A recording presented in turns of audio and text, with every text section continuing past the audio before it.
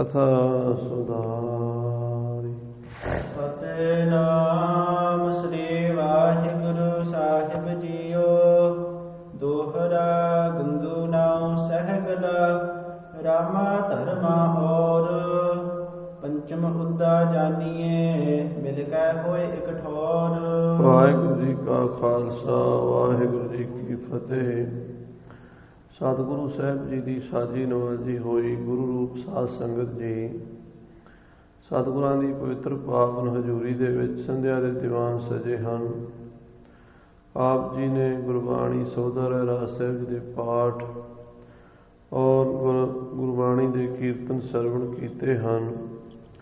ਆਓ ਹੁਣ ਮਹਾਰਾਜ ਸਾਹਿਬ ਜੀ ਪੰਚਮ ਪਾਤਸ਼ਾਹ ਧੰਨ ਧੰਨ ਸਾਹਿਬ ਸ੍ਰੀ ਗੁਰੂ ਅਰਜਨ ਦੇਵ ਜੀ ਦਾ ਇਤਿਹਾਸ ਸਰਵਣ ਕਰੀਏ।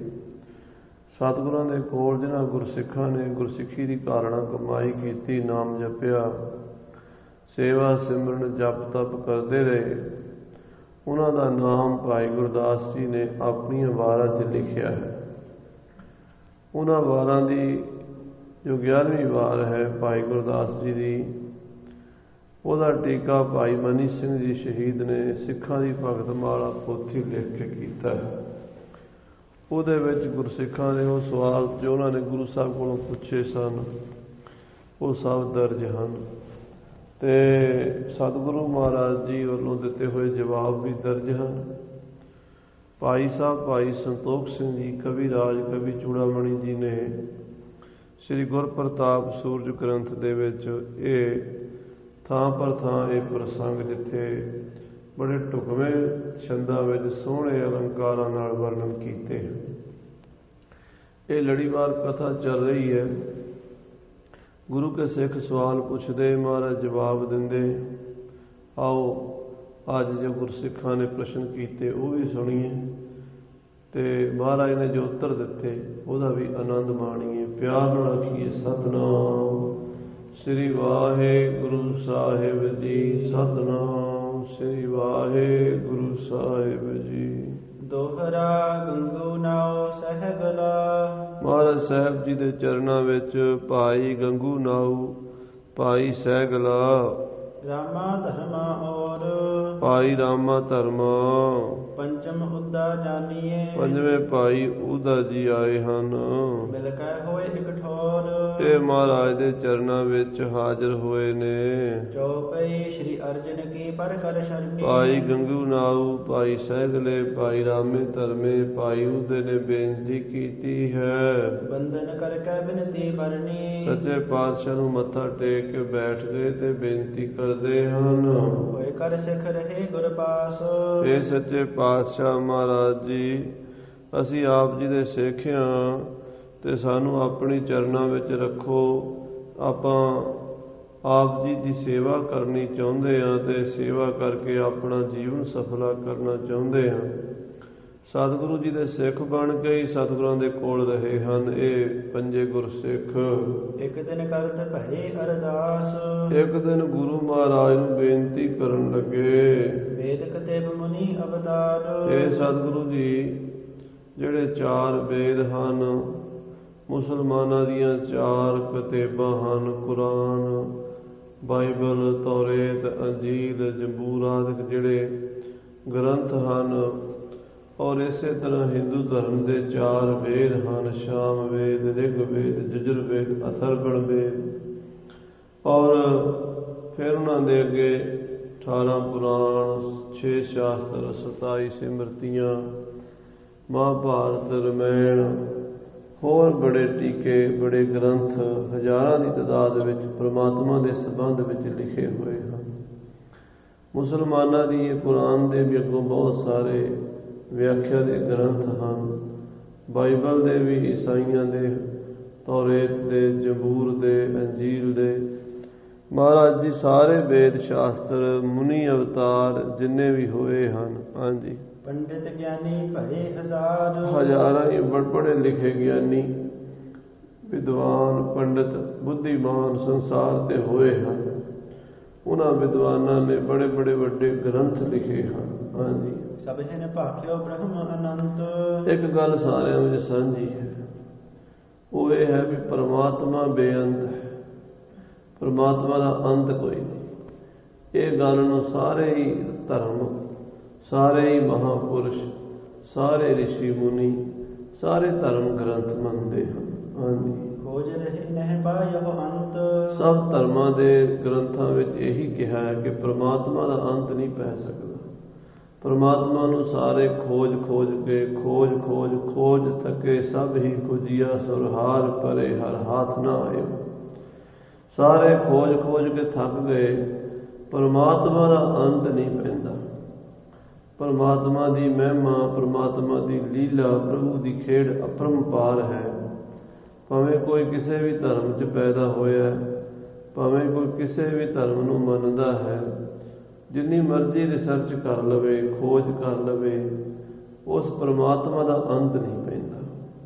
ਉਹਦਾ ਕਿਸੇ ਤਰੀਕੇ ਨਾਲ ਵੀ ਸਾਇੰਸ ਵਾਲੇ ਵੀ ਅੰਤ ਨਹੀਂ ਪਾ ਸਕੇ, ਧਰਮ ਵਾਲੇ ਵੀ ਅੰਤ ਨਹੀਂ ਪਾ ਸਕੇ।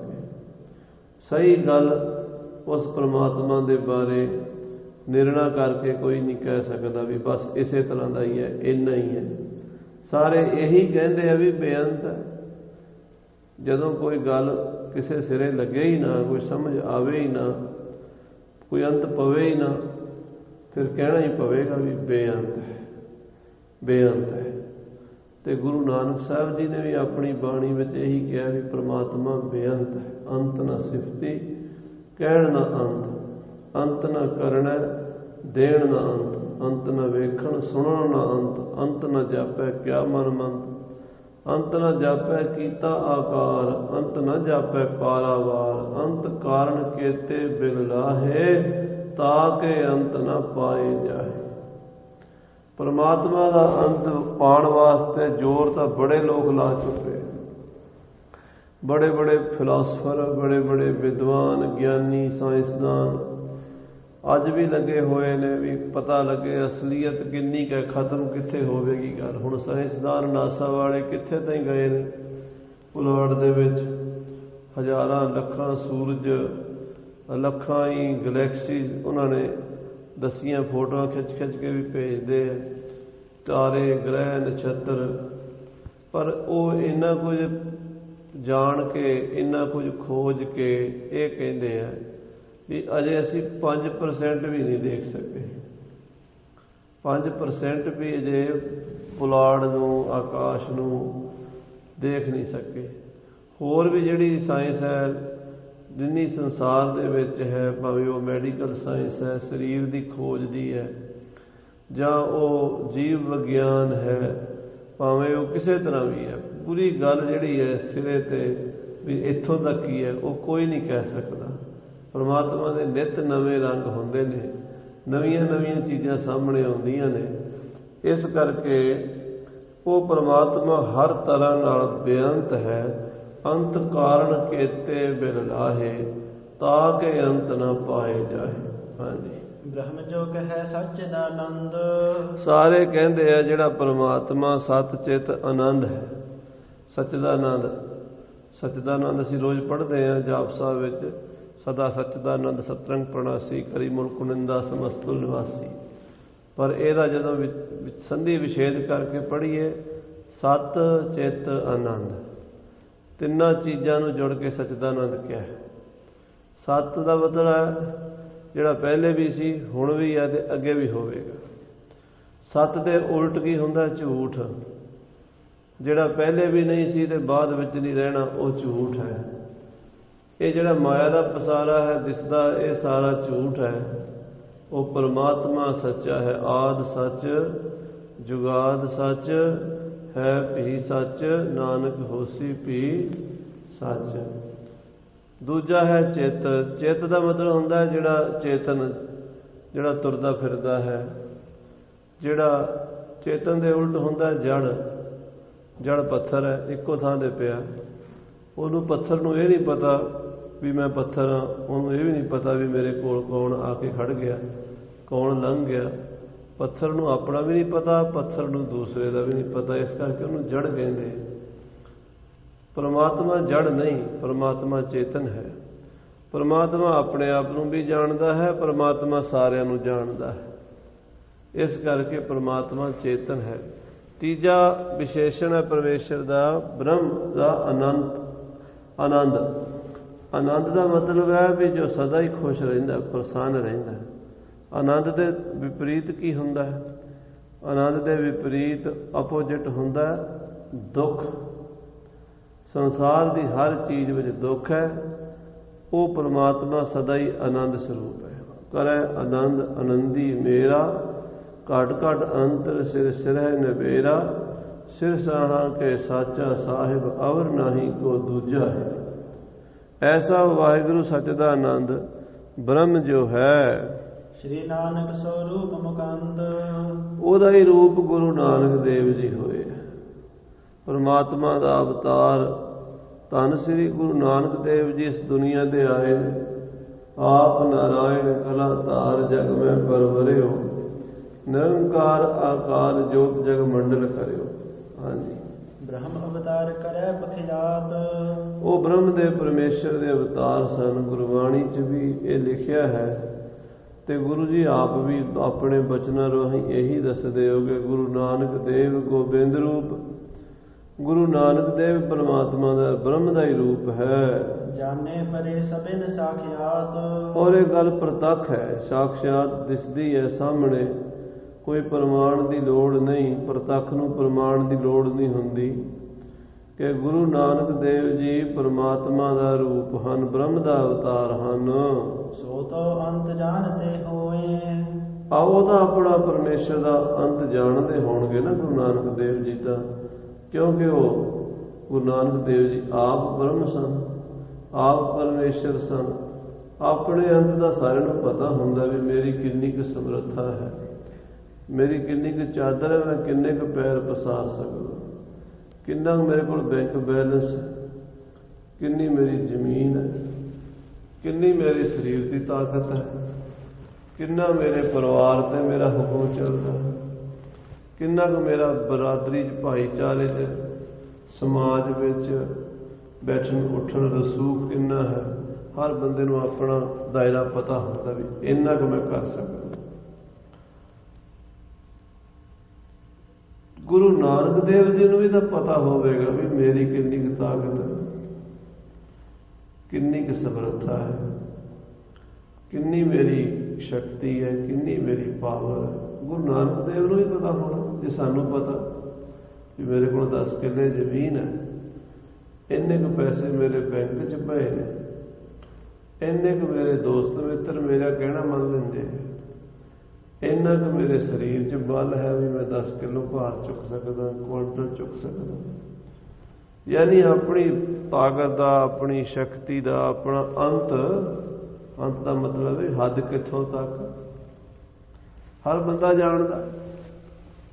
ਤੇ ਗੁਰੂ ਨਾਨਕ ਦੇਵ ਜੀ ਵੀ ਜਾਣਦੇ ਹੋਣਗੇ ਵੀ ਸਾਡੀ ਕਿੰਨੀ ਕੁ ਤਾਕਤ ਹੈ, ਕਿੰਨਾ ਕੁ ਅੰਤ ਹੈ ਸਾਡਾ। ਹਾਂਜੀ, ਆਪਣੋ ਅੰਤ ਲਿਖੈ ਸਭ ਕੋਏ, ਕਿਉਂਕਿ ਆਪਣੀ ਤਾਕਤ ਦਾ ਤਾਂ ਸਾਰਿਆਂ ਨੂੰ ਪਤਾ ਹੁੰਦਾ ਹੈ। ਆਪਣੀ ਤਾਕਤ ਤਾਂ ਸਾਰਿਆਂ ਨੇ ਜੋ ਹੀ ਹੁੰਦੀ ਹੈ। ਹਰ ਬੰਦੇ ਨੂੰ ਆਪਣੇ ਘਰ ਬਾਰੇ, ਆਪਣੀ ਜ਼ਮੀਨ ਜਾਇਦਾਦ ਬਾਰੇ ਅੰਦਾਜ਼ਾ ਹੁੰਦਾ ਹੀ ਹੈ। ਹਾਂਜੀ, ਸ਼੍ਰੀ ਅਰਜਨ ਸੁਨ ਸੰਸੈ ਐਸੇ, ਤੇ ਗੁਰੂ ਨਾਨਕ ਦੇਵ ਜੀ ਉਹ ਤਾਂ ਜਾਣਦੇ ਸੀ ਵੀ ਪਰਮਾਤਮਾ ਦਾ ਅੰਤ ਇੱਥੋਂ ਤੱਕ ਹੈ। ਫਿਰ ਉਹਨਾਂ ਨੇ ਬੇਅੰਤ ਕਿਉਂ ਕਹਿ ਦਿੱਤਾ? ਜੇ ਉਹ ਆਪ ਪਰਮਾਤਮਾ ਸੀ ਨਾ, ਤੇ ਪਰਮਾਤਮਾ ਹੋਣ ਤੇ ਆਪਣੀ ਤਾਕਤ ਦਾ ਤਾਂ ਪਤਾ ਹੁੰਦਾ।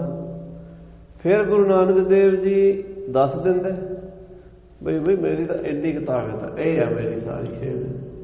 ਉਹਨਾਂ ਨੇ ਫਿਰ ਕਿਉਂ ਲਿਖ ਦਿੱਤਾ ਵੀ ਅੰਤ ਨਾ ਸਿਫਤੀ ਕਹਿਣ ਨਾ ਅੰਤ, ਅੰਤ ਨਾ ਕਰਨਾ ਦੇਣ ਨਾ ਅੰਤ, ਅੰਤ ਨਾ ਵੇਖਣ ਸੁਣਨ ਨਾ ਅੰਤ। ਜੇ ਉਹ ਆਪ ਆਪਣੀ ਅੰਤ ਜਾਣਦੇ ਨੇ, ਆਪ ਪਰਮੇਸ਼ਰ ਨੇ, ਤਾਂ ਉਹਨਾਂ ਨੂੰ ਦੱਸਣਾ ਚਾਹੀਦਾ ਸੀ ਬਈ ਮੇਰਾ ਇੱਥੋਂ ਤੱਕ ਪਾਵਰ ਹੈ, ਮੇਰੀ ਇੰਨੀ ਹੈ। ਹਾਂਜੀ, ਉੱਤਰ ਦਿਓ ਤਿਨੋ ਕਹਤ ਐਸੇ, ਸਿੱਖਾਂ ਦਾ ਇਹ ਸੰਸਾ ਸੁਣ ਕੇ, ਇਹ ਸਵਾਲ ਸੁਣ ਕੇ ਗੁਰੂ ਅਰਜਨ ਦੇਵ ਜੀ ਹੁਣ ਕੀ ਜਵਾਬ ਦਿੰਦੇ? ਸਵਾਲ ਟੇਢਾ ਹੈ। ਆ ਸਾਡੇ ਵਰਗੇ ਗਿਆਨੀਆਂ ਨੂੰ ਕਹੋ ਵੀ ਇੱਦਾਂ ਦਾ ਸਵਾਲ ਅਸੀਂ ਕਿੱਥੇ ਜਵਾਬ ਦੇ ਸਕਦੇ? ਉਲਝ ਜਾਵਾਂਗੇ ਤੇ ਇੱਧਰ ਉੱਧਰ ਦੀਆਂ ਮਾਰਾਂਗੇ। ਪੂਰਾ ਗੁਰੂ ਹੀ ਸਵਾਲ ਕੱਢ ਸਕਦਾ ਸਾਂ। ਇਹ ਸਵਾਲਾਂ ਦਾ ਜਵਾਬ ਪੂਰੇ ਸਤਿਗੁਰੂ ਦੇ ਸਕਦੇ। ਪੰਜਵੇਂ ਪਾਤਸ਼ਾਹ ਮਹਾਰਾਜ ਪੂਰਨ ਸਤਿਗੁਰੂ ਇਸ ਟੇਢੇ ਸਵਾਲ ਦਾ ਜਵਾਬ ਦੇਣ ਲੱਗੇ। ਹਾਂਜੀ। ਆਦ ਅੰਤ ਬ੍ਰਹਮ ਕੀ ਜੇ ਹੋਏ। ਹੋ ਭਾਈ ਭੋਲਿਓ, ਗੁਰੂ ਨਾਨਕ ਦੇਵ ਜੀ ਪਰਮੇਸ਼ਰ ਸਨ, ਆਪ ਬ੍ਰਹਮ ਸਨ। ਉਹਨਾਂ ਨੇ ਬ੍ਰਹਮ ਨੂੰ ਬੇਅੰਤ ਕਿਹਾ ਹੈ। ਅੰਤ ਵਾਲਾ ਤਾਂ ਕਹਿੰਦੇ ਜੇ ਉਹਨਾਂ ਦਾ ਅੰਤ ਹੁੰਦਾ। ਗੁਰੂ ਨਾਨਕ ਦਾ ਅੰਤ ਹੈ ਹੀ ਕੋਈ। ਜਿਹੜਾ ਅੰਤ ਹੈ ਨਹੀਂ ਉਹ ਕਿਵੇਂ ਕਹਿ ਦੇਵੇ ਵੀ ਅੰਤ। ਆਦ ਅੰਤ ਤੁਸੀਂ ਕਹਿੰਦੇ ਹੋ ਕਿ ਹਰ ਬੰਦਾ ਆਪਣੀ ਤਾਕਤ ਦਾ ਅੰਦਾਜ਼ਾ ਰੱਖਦਾ। ਇੱਥੋਂ ਤੱਕ ਇੰਨੇ ਮੇਰੇ ਕਿੱਲੇ ਜ਼ਮੀਨ ਹੈ, ਇੰਨਾ ਮੇਰਾ ਬੈਂਕ ਬੈਲੈਂਸ ਹੈ, ਇੰਨਾ ਮੇਰੇ ਸਰੀਰ 'ਚ ਬਲ ਹੈ, ਇੰਨੀ ਮੈਂ ਪੜ੍ਹਾਈ ਪੜ੍ਹਿਆ ਹੋਇਆ। ਜਿਹੜੀਆਂ ਦੁਨਿਆਵੀ ਤਾਕਤਾਂ ਨੇ ਬੰਦੇ ਦੇ ਕੋਲ ਹੀ ਹੁੰਦੀਆਂ ਨੇ। ਜਾਂ ਉਹਦੀ ਪ੍ਰੋਪਰਟੀ ਹੁੰਦੀ ਹੈ, ਜਾਂ ਉਹਦਾ ਸਰੀਰ ਦਾ ਬਲ ਹੁੰਦਾ, ਜਾਂ ਉਹਦੀ ਬੁੱਧੀ ਦਾ ਬਲ ਹੁੰਦਾ, ਜਾਂ ਉਹਦੇ ਕੋਈ ਮਾੜੇ ਮੋਟੇ ਰਿਸ਼ਤੇਦਾਰ, ਭਾਈਚਾਰਾ, ਜਾਂ ਕੋਈ ਸਰਕਾਰ ਦਰਬਾਰ, ਜੋ ਕੁਛ ਵੀ ਕਹਿ ਲਓ, ਉਹਨੂੰ ਆਪਣੀ ਆਪਣੀ ਦਾ ਪਤਾ ਹੁੰਦਾ। ਇੱਥੋਂ ਤੱਕ ਮੇਰੀ ਗੱਲ ਚੱਲਣੀ, ਇਹ ਮੇਰਾ ਦਾਇਰਾ ਹੈ। ਗੁਰੂ ਨਾਨਕ ਦੇਵ ਜੀ ਆਪਣਾ ਦਾਇਰਾ ਕਿਉਂ ਨਹੀਂ ਦੱਸਿਆ? ਸਵਾਲ ਇਹ ਹੈ। ਗੁਰੂ ਨਾਨਕ ਸਾਹਿਬ ਆਪਣੀ ਸ਼ਕਤੀ ਨੂੰ, ਆਪਣੇ ਦਾਇਰੇ ਨੂੰ ਦੱਸ ਦਿੰਦੇ ਵੀ ਇੱਥੋਂ ਤੱਕ ਇੰਨਾ। ਸਿੱਖਾਂ ਨੂੰ ਪਤਾ ਲੱਗ ਜਾਂਦਾ। ਗੁਰੂ ਅਰਜਨ ਦੇਵ ਜੀ ਕਹਿੰਦੇ ਤੁਸੀਂ ਭੋਲੀਆਂ ਗੱਲਾਂ ਕਰਦੇ ਹੋ। ਬੰਦਾ ਆਪਣੇ ਦਾਇਰੇ ਬਾਰੇ ਦੱਸ ਸਕਦਾ ਹੈ। ਕਿਉਂ? ਬੰਦੇ ਦਾ ਦਾਇਰਾ ਹੁੰਦਾ, ਬੰਦੇ ਦਾ ਦਾਇਰਾ ਹੁੰਦਾ। ਗੁਰੂ ਨਾਨਕ ਦਾ ਦਾਇਰਾ ਹੀ ਕੋਈ ਨਹੀਂ, ਅੰਤ ਕੋਈ ਹੈ ਹੀ ਨਹੀਂ। ਬੇਅੰਤ ਬੇਅੰਤ ਬੇਅੰਤ ਕੋ ਕਰੰਤ ਪਾਠ ਵੇਖੀਏ। ਉਸ ਪਰਮਾਤਮਾ ਦੀ ਬੇਅੰਤ ਕਲਾ ਹੈ। ਜੇ ਉਹਦਾ ਆਦ ਅੰਤ ਹੋਵੇ ਤਾਂ ਉਹ ਆਪਣਾ ਆਦ ਅੰਤ ਜ਼ਰੂਰ ਦੱਸਦੇ। ਹਾਂਜੀ।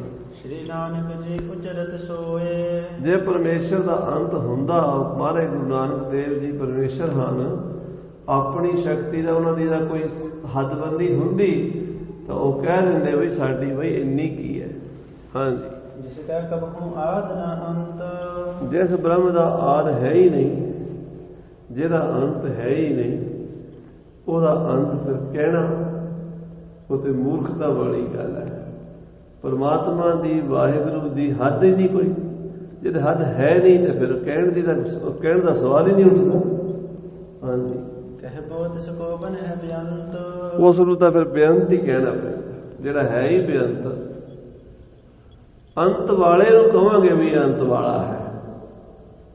ਬੰਦੇ ਦਾ ਬੈਂਕ ਬੈਲੈਂਸ ਦੇਖਿਆ ਜਾ ਸਕਦਾ, ਬੰਦੇ ਦੀ ਜ਼ਮੀਨ ਦੇ ਕਾਗਜ਼ ਦੇਖੇ ਜਾ ਸਕਦੇ ਨੇ, ਬੰਦੇ ਦੀ ਸਰੀਰ ਦੀ ਤਾਕਤ ਵੀ ਮਿਣੀ ਜਾ ਸਕਦੀ ਹੈ, ਬੰਦੇ ਦੀ ਸਮਾਜਿਕ, ਰਾਜਨੀਤਿਕ, ਹੋਰ ਤਾਕਤਾਂ ਦਾ ਅੰਤ ਪੈ ਸਕਦਾ ਹੈ। ਹੁੰਦਾ ਤਾਂ ਪੈਂਦਾ। ਗੁਰੂ ਨਾਨਕ ਦੀ ਤਾਕਤ ਦਾ ਅੰਤ ਕੋਈ ਨਹੀਂ, ਅੰਤ ਪੈ ਵੀ ਨਹੀਂ ਸਕਦਾ। ਫਿਰ ਤੁਸੀਂ ਕੋ ਭੋਲੀਆਂ ਗੱਲਾਂ ਨਾ ਕਰੋ ਭਾਈ। ਹਾਂਜੀ। ਜੈਸੇ ਵੇਦ ਨਰਾਇਣ ਸਵਾਸ।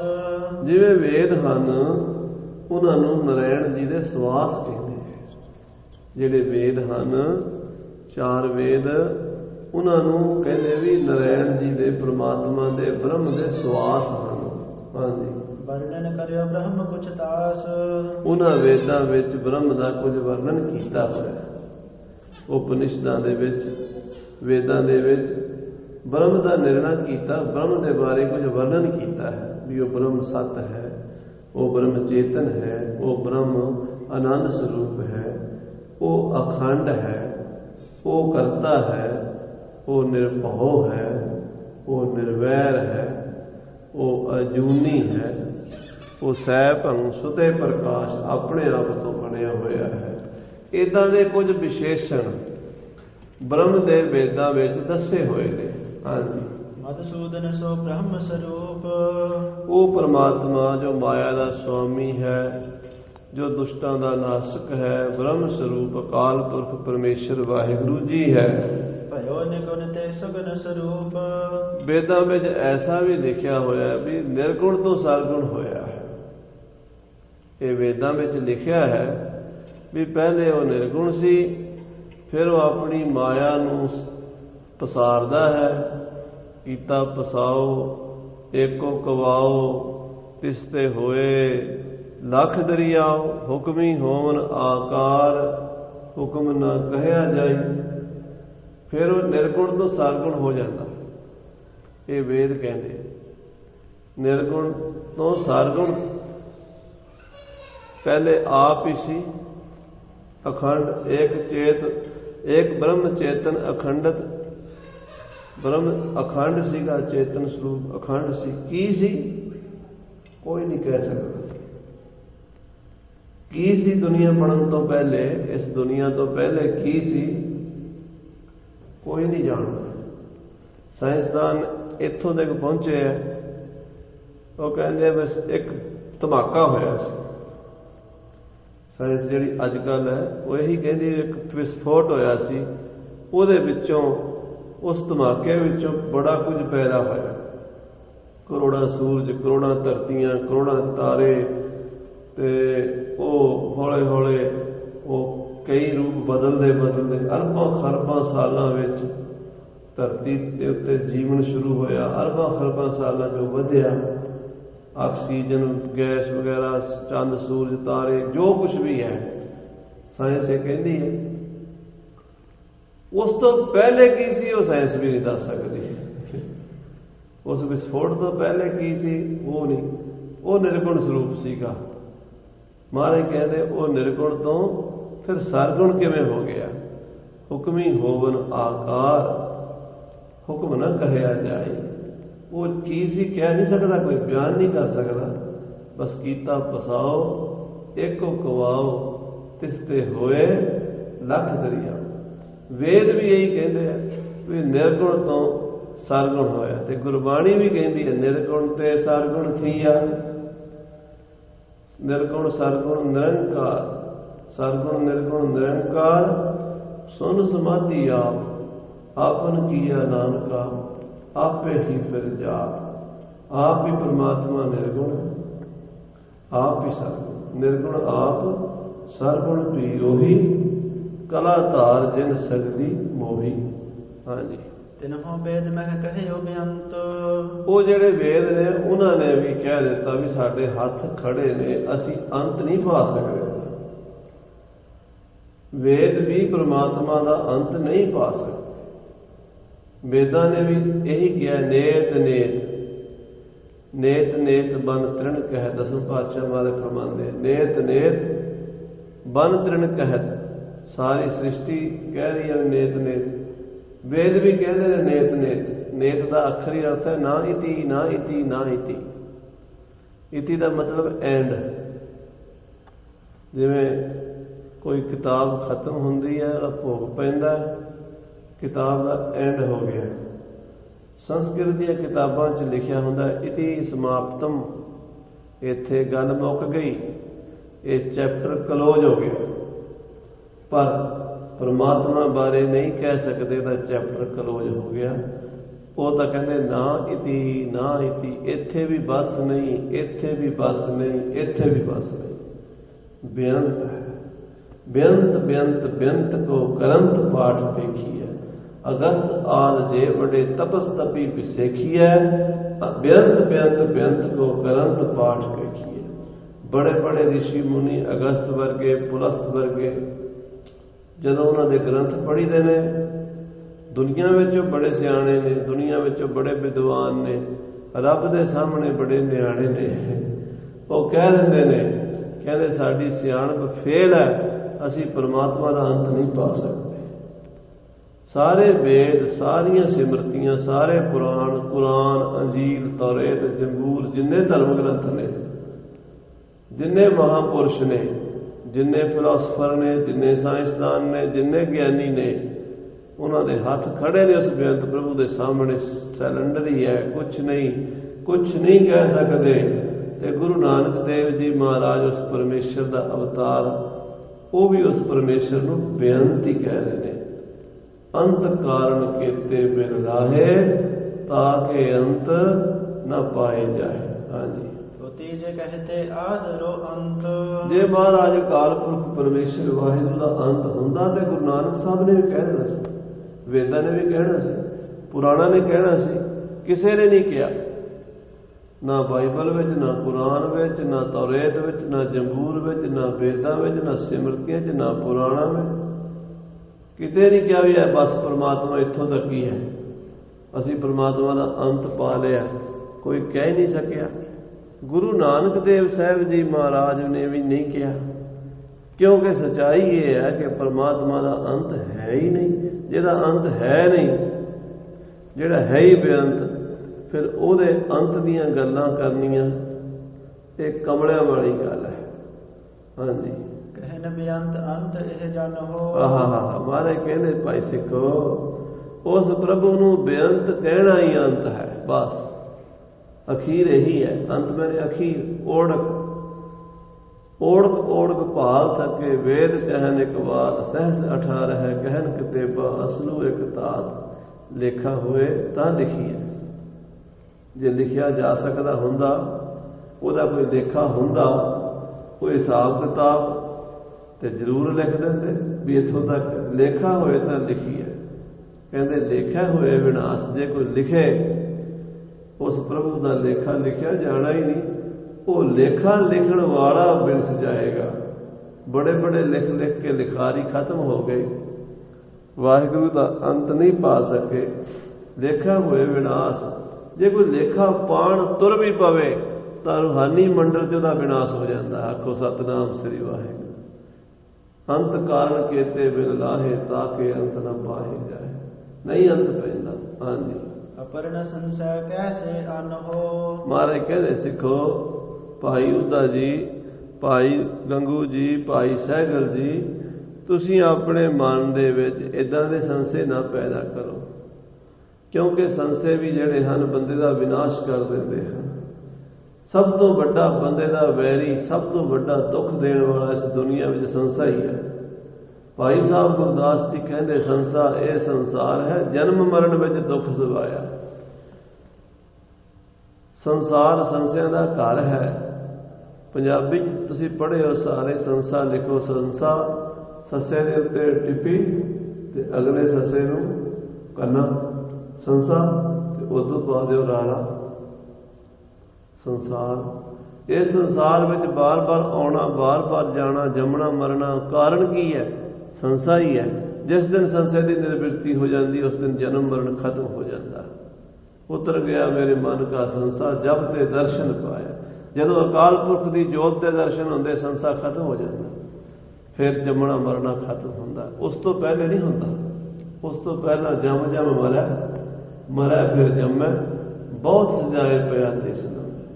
ਸੱਚੇ ਪਾਤਸ਼ਾਹ ਮਹਾਰਾਜ ਗੁਰੂ ਅਰਜਨ ਦੇਵ ਜੀ ਕਹਿੰਦੇ, ਸਿੱਖੋ, ਜਦੋਂ ਉਸ ਅਕਾਲ ਪੁਰਖ ਵਾਹਿਗੁਰੂ ਦੀ ਖੇਡ ਬੇਅੰਤ ਹੈ, ਤੇ ਫਿਰ ਗੁਰੂ ਨਾਨਕ ਸਾਹਿਬ ਨੇ ਬੇਅੰਤ ਹੀ ਕਿਹਾ। ਬੇਅੰਤ ਹੀ ਕਹਿਣੀ ਸੀ, ਉਹਦਾ ਅੰਤ ਪੈ ਹੀ ਨਹੀਂ ਸਕਦਾ। ਹਾਂਜੀ, ਤੁਮ ਅਬ ਬ੍ਰਹਮ ਲਖੋ ਸਭ ਮਾਹੇ। ਤੁਸੀਂ ਇਹਨਾਂ ਸੰਸਿਆਂ 'ਚ ਨਾ ਪਿਆ ਕਰੋ, ਇਹਨਾਂ ਦੇ ਸਵਾਲ ਨਾ ਚੁੱਕਿਆ ਕਰੋ। ਬਸ ਉਸ ਬ੍ਰਹਮ ਨੂੰ ਸਾਰਿਆਂ ਵਿੱਚ ਜਾਣੋ। ਉਹ ਬੇਅੰਤ ਹੈ ਸਭ ਦੇ ਵਿੱਚ। ਘਟ ਘਟ ਮੈਂ ਹਰ ਜੂ ਬਸੈ, ਸੰਤਨ ਕਹਿਓ ਪੁਕਾਰ। ਚੀਤੀ ਤੇ ਕੁੰਚਰ ਅਸਥੂਲਾ, ਸਭ ਪਰ ਕਿਰਪਾ ਦਿਸ਼ਟ ਕਰ ਫੂਲਾ। ਕੀੜੀ ਤੋਂ ਲੈ ਕੇ ਹਾਥੀ ਤੱਕ, ਮੱਛਰ ਤੋਂ ਲੈ ਕੇ ਗਰੜ ਤੱਕ, ਜਿੰਨੇ ਪਸ਼ੂ ਪੰਛੀ 84 ਲੱਖ ਜੂਨਾ ਹਨ, ਜੋ ਜੜ ਚੇਤਨ ਪਸਾਰਾ ਹੈ, ਸਭ ਵਿੱਚ ਅਕਾਲ ਪੁਰਖ ਦੀ ਇੱਕੋ ਹੀ ਜੋਤ ਵਿਆਪਕ ਹੈ। ਜਲ ਥਲ ਮਈਲ ਪੂਰਿਆ, ਸੁਆਮੀ ਸਿਰਜਣਹਾਰ, ਅਨਕ ਭਾਂਤ ਹੋਏ ਪਸਰਿਆ, ਨਾਨਕ ਏਕ ਓੰਕਾਰ। ਇੱਕ ਅਕਾਲ ਪੁਰਖ ਹੀ ਪਰਿਪੂਰਨ ਸਰਵਤਰ ਵਿਆਪਕ ਹੈ। ਇਹ ਜਾਣ ਲਓ ਭਾਈ ਗੁਰਮੁਖੋ। ਹਾਂਜੀ, ਨਭ ਸੰਸਾਰੇ ਖੰਡਿਤ ਨਾਹੇ। ਜਿਵੇਂ ਆਕਾਸ਼ ਸਭ ਥਾਵਾਂ ਤੇ ਹੈ, ਐਸੀ ਕੋਈ ਥਾਂ ਨਹੀਂ ਜਿੱਥੇ ਆਕਾਸ਼ ਨਾ ਹੋਵੇ। ਦੱਸੋ, ਹੈ ਕੋਈ ਥਾਂ ਆਕਾਸ਼ ਤੋਂ ਬਿਨਾਂ? ਸਭ ਥਾਵਾਂ ਤੇ ਆਕਾਸ਼ ਹੈ। ਭਾਵੇਂ ਅਮਰੀਕਾ ਚਲੇ ਜਾਓ, ਭਾਵੇਂ ਕੈਨੇਡਾ, ਭਾਵੇਂ ਭਾਰਤ ਚਲੇ, ਕਿਤੇ ਚਲੇ ਜਾਓ, ਸਭ ਥਾਵਾਂ ਤੇ ਆਕਾਸ਼ ਹੈ। ਅਕਾਲ ਪੁਰਖ ਵੀ ਸਭ ਥਾਵਾਂ ਤੇ ਹੈ। ਐਸੀ ਕੋਈ ਥਾਂ ਨਹੀਂ ਜਿੱਥੇ ਵਾਹਿਗੁਰੂ ਦੀ ਜੋਤ ਨਾ ਹੋਵੇ। ਹਾਂਜੀ, ਸਿੱਖਨ ਸੋ ਅਬ ਭਾਉ ਕਰੀਜੈ। ਪਰ ਭਾਈ, ਇਹ ਸ਼ੰਕੇ ਛੱਡ ਕੇ ਗੁਰਸੰਗਤ ਦੇ ਨਾਲ ਪ੍ਰੇਮ ਕਰਿਆ ਕਰੋ। ਗੁਰਸਿੱਖਾਂ ਨਾਲ ਪ੍ਰੇਮ ਰੱਖੋ, ਸ਼ਰਧਾ ਰੱਖੋ ਗੁਰਸਿੱਖਾਂ ਉੱਤੇ। ਗੁਰਸਿੱਖਾਂ ਦਾ ਨਿਰਾਦਰ ਕਰਨਾ। ਅੱਜ ਕੱਲ੍ਹ ਜਿਵੇਂ ਸਾਧ ਸੰਗਤ ਦੀ ਸਾਡੀ ਦ੍ਰਿਸ਼ਟੀ ਹੋ ਗਈ, ਅਸੀਂ ਗੁਰੂ ਨੂੰ ਤਾਂ ਚਾਹੁੰਦੇ ਹਾਂ, ਪਰ ਸਿੱਖਾਂ ਨੂੰ ਦੁਰਕਾਰ ਦਿੰਦੇ ਹਾਂ। ਸਿੱਖ ਦੇ ਵਿੱਚ ਗੁਰੂ ਵਸਦਾ ਜੇ। ਇਹ ਨਾ ਹੋਵੇ ਵੀ ਅਸੀਂ ਗੁਰੂ ਨੂੰ ਲੱਭਦੇ ਲੱਭਦੇ ਸਿੱਖਾਂ ਤੋਂ ਦੂਰ ਹੋਈਏ ਤੇ ਗੁਰੂ ਵੀ ਨਾ ਲੱਭੇ। ਸੰਗਤ ਤੁਰੀ ਸੀ, ਸ੍ਰੀ ਨਗਰ ਕਸ਼ਮੀਰ ਨੂੰ ਜਾ ਰਹੀ ਸੀ। ਸ਼ਹਿਦ ਦਾ ਇੱਕ ਭਾਂਡਾ ਭਰਿਆ ਹੋਇਆ ਮਾਖਿਓਂ ਦਾ, 6ਵੇਂ ਪਾਤਸ਼ਾਹ ਵਾਸਤੇ ਲੈ ਕੇ ਜਾ ਰਹੇ ਸੀ। ਰਸਤੇ 'ਚ ਭਾਈ ਕੱਟੂ ਸ਼ਾਹ ਜੀ ਫਕੀਰ ਹੋਏ ਨੇ, ਬਹੁਤ ਬੰਦਗੀ ਵਾਲੇ। ਗੁਰੂ ਦੀ ਸੰਗਤ ਵਾਸਤੇ ਉਹ ਜਲ ਪਾਣੀ ਛਕਾਉਂਦੇ, ਸੇਵਾ ਕਰਦੇ ਸੀ। ਮੁਸਲਮਾਨ ਸੀਗੇ ਪਰ ਗੁਰੂ ਦੇ ਸਿੱਖ ਸਨ, ਪਿਆਰੇ ਸਨ। ਤੇ ਮਹਾਰਾਜ 6ਵੇਂ ਪਾਤਸ਼ਾਹ ਪਹਿਲਾਂ ਉਹਨਾਂ ਨੂੰ ਦਰਸ਼ਨ ਦੇ ਕੇ ਅੱਗੇ ਗਏ ਸਨ। ਉੱਥੋਂ 40-50 ਕਿਲੋਮੀਟਰ ਦਾ ਫਰਕ ਹੈ ਸ੍ਰੀ ਨਗਰ ਤੋਂ ਭਾਈ ਕੱਟੂ ਸ਼ਾਹ ਜੀ ਦੇ ਸਥਾਨ ਦਾ। 1-2 ਦਿਨ ਲੱਗ ਜਾਂਦੇ ਨੇ, ਪੈਦਲ ਤੁਰ ਕੇ ਜਾਂਦੇ। ਸੰਗਤ ਆਈ, ਉੱਥੇ ਰੁਕ ਗਈ। ਭਾਈ ਕੱਟੂ ਸ਼ਾਹ ਨੇ ਪੁੱਛਿਆ, ਇਹ ਭਾਂਡੇ 'ਚ ਕੀ ਹੈ? ਉਹ ਕਹਿੰਦੇ ਜੀ ਸਤਿਗੁਰੂ 6ਵੇਂ ਪਾਤਸ਼ਾਹ ਦੇ ਵਾਸਤੇ ਨਾ ਥੋੜਾ ਜਿਹਾ ਸ਼ਹਿਦ ਸੁੱਚਾ ਲੈ ਕੇ ਚੱਲੇ। ਫਕੀਰ ਸਾਧੂ ਮਸਤ ਸੀਗਾ, ਗੁਰੂ ਦਾ ਪਿਆਰਾ, ਕਹਿਣ ਲੱਗਾ ਜੀ 1 ਚਮਚਾ ਕੁ ਸ਼ਹਿਦ ਮੈਨੂੰ ਦੇ ਦਿਓ, ਮੇਰਾ ਜੀ ਕਰਦਾ, ਮੈਂ ਠੀਕ, ਮੇਰਾ ਗਲਾ ਵੀ ਥੋੜਾ ਜਿਹਾ, ਮੈਨੂੰ ਲੋੜ ਹੈ, ਛਕਾ ਦਿਓ। ਸਿੱਖ ਕਹਿੰਦੇ ਨਾ ਭਾਈ, ਇਹਨੂੰ ਪਹਿਲਾਂ ਗੁਰੂ ਸਾਹਿਬ ਛਕਣਗੇ, ਫਿਰ ਤੈਨੂੰ ਦਿਆਂਗੇ ਕਿਸੇ ਨੂੰ। ਉਹ ਚੁੱਪ ਕਰ ਗਿਆ। ਜਦੋਂ ਲੈ ਕੇ 6ਵੇਂ ਪਾਤਸ਼ਾਹ ਕੋਲ ਸ਼ਹਿਦ ਦਾ ਭਾਂਡਾ ਪਹੁੰਚੇ, ਸ਼ਹਿਦ ਦਾ ਭਾਂਡਾ ਉੱਤੋਂ ਖੋਲ੍ਹਿਆ, ਦੇ ਵਿੱਚ ਕੀੜੇ ਪਏ ਹੋਏ। ਕਹਿੰਦੇ ਤਾਜ਼ਾ ਸ਼ਹਿਦ ਲਿਆਂਦਾ ਸੀ, ਇਹ ਕੀ ਬਣ ਗਿਆ? ਮਹਾਰਾਜ ਕਹਿੰਦੇ ਭਾਈ ਅਸੀਂ ਤੁਹਾਡੇ ਤੋਂ ਸ਼ਹਿਦ ਮੰਗਿਆ ਸੀ, ਤੁਸੀਂ ਸਾਨੂੰ ਨਾ ਕਰਤੀ ਸੀ। ਉਹ ਕਹਿੰਦੇ ਮਹਾਰਾਜ ਤੁਹਾਡੇ ਕੋਲ ਤੇ ਹੁਣੇ ਆਏ ਆ ਜੀ, ਮੱਥਾ ਟੇਕਿਆ, ਸ਼ਹਿਦ ਤੁਹਾਨੂੰ ਭੇਟਾ ਕਰਨਗੇ, ਤੇ ਤੁਸੀਂ ਕਦੋਂ ਮੰਗਿਆ ਸੀ? ਮਹਾਰਾਜ ਕਹਿੰਦੇ ਕੱਲ ਮੰਗਿਆ ਸੀ। ਕਹਿੰਦੇ ਕੱਲ ਤੇ ਅਸੀਂ ਤੁਹਾਡੇ ਕੋਲ ਆਏ ਕੋਈ ਨਹੀਂ, ਕੱਲ ਤੇ ਤੁਹਾਡੇ ਕੋਲ ਆਏ ਨਹੀਂ, ਤੁਸੀਂ ਸਾਡੇ ਤੋਂ ਕਿਵੇਂ ਮੰਗ ਲਿਆ? ਸੱਚੇ ਪਾਤਸ਼ਾਹ ਕਹਿੰਦੇ ਕੱਟੂ ਮੈਂ ਹਮ ਜਾਚਨ ਠਾਨਾ, ਅਸੀਂ ਭਾਈ ਕੱਟੂ ਦੇ ਰੂਪ 'ਚ ਮੰਗਿਆ ਸੀ। ਜਿੰਨੇ ਸਿੱਖ ਨੇ ਮੇਰਾ ਰੂਪ ਨੇ, ਇਹਨਾਂ ਸਿੱਖਾਂ ਨਾਲ ਪਿਆਰ ਕਰੋ, ਮੇਰੇ ਨਾਲ ਪਿਆਰ ਹੈ। ਸਿੱਖਾਂ ਦਾ ਸਤਿਕਾਰ ਕਰੋ, ਮੇਰਾ ਸਤਿਕਾਰ ਹੈ। ਜੇ ਸਿੱਖਾਂ ਦੀ ਬੇਅਦਬੀ ਕਰੋਗੇ, ਮੇਰੀ ਬੇਅਦਬੀ ਹੈ। ਸੱਚੇ ਪਾਤਸ਼ਾਹ ਮਹਾਰਾਜ ਕਹਿੰਦੇ ਜਾਓ ਵਾਪਸ, ਕੱਟੂ ਨੂੰ ਛਕਾਓ, ਫਿਰ ਠੀਕ ਹੋਵੇਗਾ। 50 ਮੀਲ ਸੰਗਤ ਪਿੱਛੇ ਮੁੜ ਕੇ ਆਈ। ਭਾਈ ਕੱਟੂ ਨੂੰ ਸ਼ਹਿਦ ਛਕਾਇਆ, ਠੀਕ ਹੋ ਗਿਆ। ਫਿਰ ਸਤਿਗੁਰਾਂ ਕੋਲ ਲੈ ਕੇ ਗਏ, ਮਹਾਰਾਜ ਨੇ ਵੀ ਛਕ ਲਿਆ। ਸਾਧ ਸੰਗਤ ਜੀ, ਸਿੱਖਾਂ ਦੀ ਕੀ ਵੈਲਿਊ ਹੈ? ਮਹਾਰਾਜ ਕਹਿੰਦੇ ਗੁਰਸਿੱਖਾਂ ਅੰਦਰ ਸਤਿਗੁਰੂ ਵਰਤੈ, ਗੁਰਬਾਣੀ ਦਾ ਪ੍ਰਮਾਣ ਹੈ। ਗੁਰਸਿੱਖਾਂ ਅੰਦਰ ਸਤਿਗੁਰੂ ਵਰਤੈ, ਚੁਣ ਕੱਢੇ ਲੱਧੋ ਵਾਰੇ। ਮਹਾਰਾਜ ਕਹਿੰਦੇ ਨਾਮ ਜਪਣ ਵਾਲਿਆਂ ਨਾਲ, ਗੁਰਬਾਣੀ ਦੇ ਰਸੀਆਂ ਨਾਲ ਪ੍ਰੇਮ ਕਰਿਆ ਕਰੋ ਭਾਈ। ਹਾਂਜੀ, ਵਾਹਿਗੁਰੂ ਮੁਖ ਜਾਪ ਜਪੀਜੈ, ਤੇ ਰਸਨਾ ਤੋਂ ਸਤਨਾਮ ਸ੍ਰੀ ਵਾਹਿਗੁਰੂ ਦਾ ਜਾਪ ਕਰਦੇ ਰਹੇ। ਵਾਹਿਗੁਰੂ ਵਾਹਿਗੁਰੂ ਜਿੰਨੇ ਜਿੰਨੇ ਸਵਾਸ ਆਉਂਦੇ ਨੇ, ਜੇਤੇ ਸਾਸ ਗਿਰਾਸ ਮਨ ਲੇਤਾ, ਤੇਤੇ ਹੀ ਗੁਣ ਗਾਈਐ। ਸਾਸ ਸਾਸ ਸਿਮਰੋ ਗੋਬਿੰਦ, ਮਨ ਅੰਤਰ ਕੀ ਉਤਰੈ ਚਿੰਦ। ਦਮ ਦਮ ਸਦਾ ਸੰਭਾਲਦਾ, ਦਮ ਨਾ ਬਿਰਥਾ ਜਾਏ। ਇੱਕ ਸਵਾਸ ਵੀ ਨਾ ਜਾਵੇ ਵਾਹਿਗੁਰੂ ਦੇ ਸਿਮਰਨ ਤੋਂ ਬਿਨਾਂ। ਹਰ ਸਵਾਸ ਨਾਲ ਵਾਹਿਗੁਰੂ ਵਾਹਿਗੁਰੂ ਵਾਹਿਗੁਰੂ ਵਾਹਿਗੁਰੂ ਜਪਿਆ ਕਰੋ। ਹਾਂਜੀ, ਕਿਸੇ ਸੋ ਦਰੋਹ ਨਹੀਂ ਮਨ ਠਾਨਹੁ, ਕਿਸੇ ਨਾਲ ਦਰੋਹ ਨਾ ਕਰੋ, ਦੂਜੀ ਦ੍ਰਿਸ਼ਟੀ ਨਾਲ ਨਾ ਦੇਖੋ ਵੀ ਇਹ ਆਪਣਾ ਹੈ, ਇਹ ਬਗਾਨਾ ਹੈ। ਸਭ ਦੇ ਵਿੱਚ ਗੁਰੂ ਪਰਮੇਸ਼ਰ ਗੁਰੂ ਨਾਨਕ ਦੇਵ ਜੀ ਦੀ ਜੋਤ ਹੈ। ਅਕਾਲ ਪੁਰਖ ਵਾਹਿਗੁਰੂ ਸਭ ਵਿੱਚ ਵਸਦਾ ਹੈ। ਘਟ ਘਟ ਮੈਂ ਹਰ ਜੂ ਬਸੈ। ਕਿਸੇ ਨਾਲ ਦਵੈਸ਼ ਨਾ ਕਰੋ, ਈਰਖਾ ਨਾ ਕਰੋ, ਕਿਸੇ ਨਾਲ ਧੋਖਾ ਨਾ ਕਰੋ। ਹਾਂਜੀ, ਏਕ ਬ੍ਰਹਮ ਕੋ ਰੂਪ ਪਛਾਨਹੁ, ਭਾਈ ਇਹ ਜਿੰਨੀ ਸ੍ਰਿਸ਼ਟੀ ਹੈ ਨਾ, ਇਹ ਸਭ ਪਰਮਾਤਮਾ ਦਾ ਹੀ ਰੂਪ ਹੈ। ਸਾਰੇ ਕੀੜੀ ਤੋਂ ਲੈ ਕੇ ਹਾਥੀ ਤੱਕ ਬ੍ਰਹਮ ਦਾ ਹੀ ਰੂਪ ਪਛਾਣ ਲਓ। ਹਾਂਜੀ, ਇਸ ਤੇ ਹੋਏ ਤੁਮਰੋ ਕਲਿਆਣ, ਇਹਦੇ ਨਾਲ ਤੁਹਾਡਾ ਕਲਿਆਣ ਹੋ ਜਾਏਗਾ, ਤੁਹਾਡਾ ਭਲਾ ਹੋ ਜਾਏਗਾ ਭਾਈ। ਹਾਂਜੀ, ਜਨਮ ਮਰਨ ਕਾ ਬੰਧਨ ਹਾਨ, ਜਨਮ ਮਰਨ ਦਾ ਜਿਹੜਾ ਬੰਧਨ ਹੈ, ਇਹ ਤੁਹਾਡਾ ਬੰਧਨ ਕੱਟਿਆ ਜਾਏਗਾ। ਸਾਧ ਸੰਗਤ ਜੀ, ਜਨਮ ਮਰਨ ਵਰਗਾ ਕੋਈ ਦੁੱਖ ਨਹੀਂ, ਸਭ ਤੋਂ ਵੱਡਾ ਇਹੀ ਦੁੱਖ ਹੈ। ਮਹਾਰਾਜ ਕਹਿੰਦੇ ਜਮ ਜਮ ਮਰੈ, ਮਰੈ ਫਿਰ ਜੰਮੈ, ਬਹੁਤ ਸਜਾਏ ਪਿਆ ਦੇਸ ਲੰਮੈ। ਬੜੀ ਲੰਮੀ ਸਜ਼ਾ ਹੈ। ਕੋਈ ਬੰਦਾ ਜੇਲ੍ਹ ਚਲਾ ਜਾਵੇ, ਉਹਨੂੰ ਆਸ ਹੁੰਦੀ ਹੈ 10 ਸਾਲਾਂ ਨੂੰ ਛੁੱਟਾਂਗਾ, 5 ਨੂੰ ਛੁੱਟਾਂਗਾ, 20 ਸਾਲਾਂ ਨੂੰ ਛੁੱਟ ਜਾਵਾਂਗਾ। ਇਸ ਕੈਦ ਵਿੱਚੋਂ ਛੁੱਟਣ ਦੀ ਕੋਈ ਆਸ ਨਹੀਂ। ਔਰ ਇੰਨਾ ਲੰਮਾ ਚੱਕਰ ਹੈ, ਇੱਕ ਗੁਰੂ ਨਾਨਕ ਹੀ ਛੁਡਾ ਸਕਦਾ, ਹੋਰ ਕੋਈ ਰਾਹ ਨਹੀਂ, ਹੋਰ ਕੋਈ ਤਰੀਕਾ ਨਹੀਂ। ਸੱਚੇ ਪਾਤਸ਼ਾਹ ਮਹਾਰਾਜ ਕਹਿੰਦੇ ਭਾਈ ਨਾਮ ਜਪ ਕੇ ਸਾਰਿਆਂ ਵਿੱਚ ਅਕਾਲ ਪੁਰਖ ਦੀ ਜੋਤ ਜਾਣ ਕੇ ਜੇ ਅਭਿਆਸ ਕਰੋਗੇ ਫਿਰ ਤੁਹਾਡਾ ਇਹ ਬੰਧਨ ਕੱਟਿਆ ਜਾਏਗਾ। ਹਾਂਜੀ, ਸ੍ਰੀ ਗੁਰੂ ਤੇ ਸੁਨ ਕਹਿ ਉਪਦੇਸ਼, ਸਤਿਗੁਰੂ ਜੀ ਦੇ ਇਹ ਪਵਿੱਤਰ ਉਪਦੇਸ਼ ਸੁਣ ਕੇ ਲਾਗੇ ਸਿਮਰਨ ਨਾਮ ਹਮੇਸ਼। ਭਾਈ ਉਦਾ, ਭਾਈ ਗੰਗੂ, ਭਾਈ ਨਾਊ, ਭਾਈ ਰਾਮਾ ਧਰਮਾ ਇਹ ਸਾਰੇ ਅਭਿਆਸ ਕਰਨ ਲੱਗੇ ਨਾਮ ਦਾ, ਗੁਰਬਾਣੀ ਦਾ, ਸੇਵਾ ਸਿਮਰਨ ਦਾ ਤੇ ਸਾਰਿਆਂ ਵਿੱਚ ਅਕਾਲ ਪੁਰਖ ਦੀ ਜੋਤ ਨੂੰ ਦੇਖਣ ਦਾ। ਇੱਕ ਦਿਨ 'ਚ ਨਹੀਂ ਹੁੰਦਾ, ਅਭਿਆਸ ਤੇ ਸਮਾਂ ਲੱਗਦਾ ਹੈ। ਲੱਗੇ ਰਹੋ। ਜਦੋਂ ਵੀ ਚੇਤਾ ਆਵੇ ਵਾਹਿਗੁਰੂ ਵਾਹਿਗੁਰੂ ਤੋਂ ਸ਼ੁਰੂ ਕਰ ਦਿਓ। ਪਹਿਲਾਂ ਰਸਨਾ ਨਾਲ ਹੀ ਜਪਣਾ ਪੈਂਦਾ। ਜਾਂ ਕਹੀਏ ਨਾ ਵੀ ਪਹਿਲੇ ਦਿਨ ਹੀ ਸੁਰਤੀ ਕਿਸੇ ਦੀ ਜੁੜ ਜਾਵੇ, ਕਹਿ ਵੀ ਨਹੀਂ ਸਕਦੇ ਅਸੀਂ, ਦਾਵਾ ਨਹੀਂ ਕਿਸੇ ਗੱਲ ਦਾ, ਪਰ ਪਹਿਲਾਂ ਜੀਭ ਨਾਲ ਜਪਣਾ ਪੈਂਦਾ, ਫਿਰ ਸੁਰਤੀ 'ਚ ਉਤਰਦਾ, ਫਿਰ ਸਾਰਿਆਂ ਵਿੱਚ ਦਿਖਦਾ ਹੈ। ਹੌਲੇ ਹੌਲੇ ਕਰਦੇ ਸਰਬੱਤਰ ਪ੍ਰਾਣੀਆਂ ਵਿੱਚ ਅਕਾਲ ਪੁਰਖ ਦੀ ਜੋਤ ਇਹਨਾਂ ਨੇ ਦੇਖ ਲਈ ਹੈ। ਹਾਂਜੀ, ਸੇਵਤ ਰਹੇ ਗੁਰੂ ਭਗਵੰਤ, ਇਹ ਪੰਜੇ ਗੁਰਮੁਖ ਪਿਆਰੇ ਜਿੰਨਾ ਚਿਰ ਜਿਉਂਦੇ ਰਹੇ, ਗੁਰੂ ਨਾਲ ਜੁੜੇ ਰਹੇ, ਗੁਰੂ ਦੀ ਸੇਵਾ, ਸੰਗਤ ਦੀ ਸੇਵਾ, ਸਮਾਜ ਦੀ ਸੇਵਾ ਤੇ ਜਪ ਤਪ ਗੁਰਬਾਣੀ ਦਾ ਅਭਿਆਸ, ਲੋਹ ਲੰਗਰ ਦੀ ਸੇਵਾ ਕਰਦੇ ਰਹੇ। ਹਾਂਜੀ, ਪ੍ਰਾਪਤ ਭਇਓ ਪਰਮ ਪਦ ਅੰਤ, ਅੰਤ ਨੂੰ ਸੱਚਖੰਡ ਦੇ ਵਾਸੀ ਬਣ ਗਏ, ਪਰਮ ਪਦਵੀ ਦੇ ਅਧਿਕਾਰੀ ਬਣ ਗਏ। ਸਾਹਿਬ ਸ੍ਰੀ ਗੁਰੂ ਨਾਨਕ ਦੇਵ ਜੀ ਮਹਾਰਾਜ ਦੇ ਚਰਨਾਂ ਵਿੱਚ ਜਾ ਕੇ ਸੱਚੀ ਦਰਗਾਹ ਜਾਏ, ਸੱਚਾ ਪਿੜ ਮੱਲਿਆ, ਗੁਰਮੁਖ ਜਨਮ ਸਵਾਰ ਦਰਗਾਹ ਚੱਲਿਆ, ਸੱਚੀ ਦਰਗਾਹ ਜਾਏ, ਸੱਚਾ ਪਿੜ ਮੱਲਿਆ, ਮੁਕਤੀ ਨੂੰ ਪ੍ਰਾਪਤ ਹੋਏ। ਸੋ ਗੁਰੂ ਸਾਹਿਬ ਸੱਚੇ ਪਾਤਸ਼ਾਹ ਕਿਰਪਾ ਕਰਨ, ਇਹੋ ਜਿਹੇ ਗੁਰਮੁਖਾਂ ਨੂੰ ਜੋ ਉਪਦੇਸ਼ ਦਿੱਤੇ ਉਹਨਾਂ ਨੇ ਕਮਾਏ। ਅਸੀਂ ਰੋਜ਼ ਪੜ੍ਹਦੇ ਹਾਂ, ਰੋਜ਼ ਸੁਣਦੇ ਹਾਂ, ਸਾਥੋਂ ਕਮਾਏ ਨਹੀਂ ਜਾਂਦੇ।